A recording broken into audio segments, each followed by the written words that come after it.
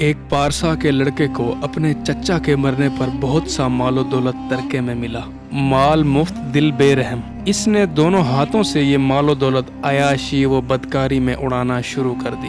میں نے ایک بار اسے نصیحت کی کہ اے بیٹے، آمدنی سے زیادہ خرچ نہیں کرنا چاہیے کہ اس کا نتیجہ ہمیشہ برا ہوتا ہے۔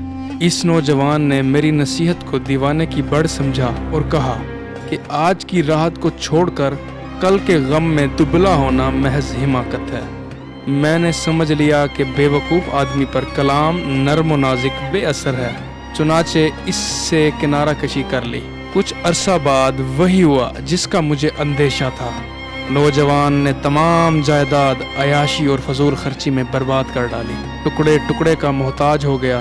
میں نے اسے پیوند لگے کپڑے پہنے بھیک مانگتے دیکھا تو سخت غصہ آیا اور جی میں آیا کہ اس سے کہوں کہ کیوں میں تجھے اس دن سے ڈراتا نہ تھا۔ پھر یہ سوچ کر خاموش ہو گیا کہ اس حالت میں میری بات اس کے زخموں پر نمک چھڑکے گی اور اس کے دکھ میں مزید اضافہ ہوگا۔